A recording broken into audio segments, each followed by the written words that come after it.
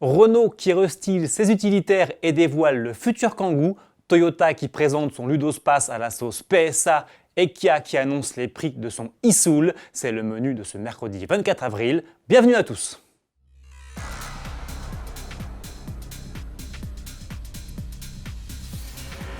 Surprise, Renault vient de renouveler l'intégralité de sa gamme utilitaire en dévoilant les Master, Trafic et Alaskan restylés.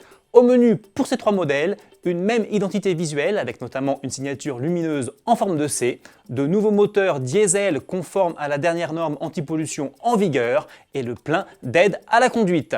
Lancement prévu en septembre. Parallèlement, la marque aux losanges nous présente aujourd'hui son futur Kangoo sous les traits de ce chocard, le Kangoo ZE Concept.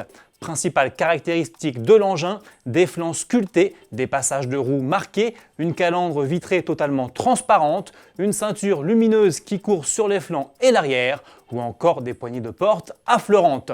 La nouvelle génération du Kangoo sera commercialisée dans le courant de l'année prochaine. On reste dans le monde des utilitaires avec le fourgon moyen Toyota ProAce qui se décline aujourd'hui en version compacte. Celle-ci est baptisée ProAce City sous sa forme professionnelle et ProAce City Verso dans sa variante Ludospace dédiée aux particuliers.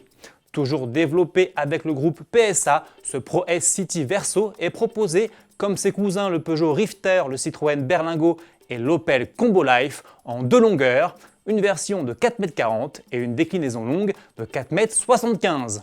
Dans les deux cas, il est possible d'ajouter une troisième rangée coulissante afin de pouvoir accueillir jusqu'à 7 passagers à bord.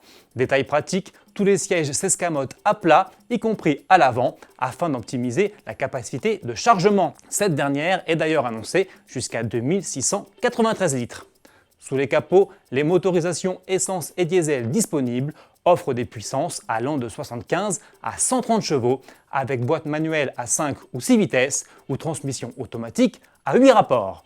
De série, l'engin embarque un écran tactile 8 pouces compatible avec Android Auto et Apple CarPlay, un régulateur de vitesse, la reconnaissance des panneaux de signalisation ou encore l'aide au maintien dans la voie.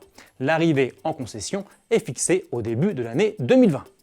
Le nouveau Kia Soul électrique, baptisé e-Soul, est lui désormais disponible à la commande. Deux versions sont proposées. La première est équipée d'un moteur électrique de 136 chevaux et d'une batterie de 39,2 kWh pour une autonomie annoncée à 276 km.